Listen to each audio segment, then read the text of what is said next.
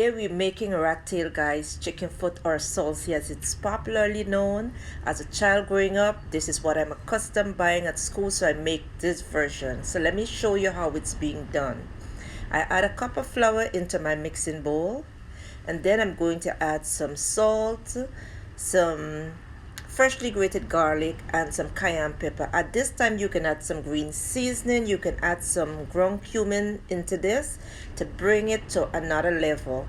I didn't add that because my mango sour that I made in the previous video is well seasoned. I also add some turmeric that I mix with water to give it a little color. Mix it until it forms a dough ball. Then you want to let it sit for about 40-45 minutes. Okay, so it's 45 minutes now, and I'm going to flour my surface. Then place the dough onto the floured surface.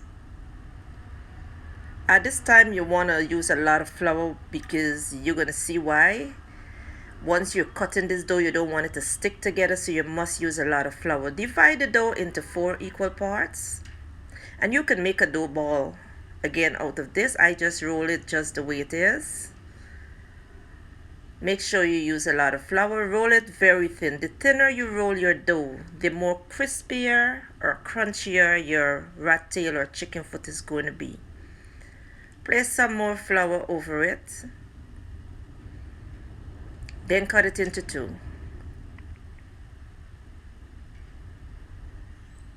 Now you want to cut your rat tail very fine, and as you can see, it's very flat, it is straight. You can fry it this way, or you can also jumble it up like I'm going to do here now. And I jumble it up because this is how I know it as rat tail. So yes, once it's jumbled up, just fry it into some very hot oil until it is golden brown and crunchy. But before you fry it, you want to make sure you dust off the flour from it. And just like this, guys, it's going to be all loosey and nice. So simple to put together. This is a Caribbean snack, you know, coming from school in the evenings or even on a Saturday evenings. You want that mango sour that I did post in the previous video.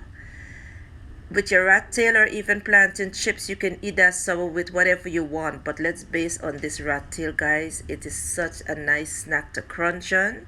Once it's done, serve it up with some mango sour. So check out my previous video for this mango sour recipe. And this is how you eat your rat tail, guys. It is so heavenly. It is like just good, man. So give it a try, and thank you for watching. I'll see you in my next video.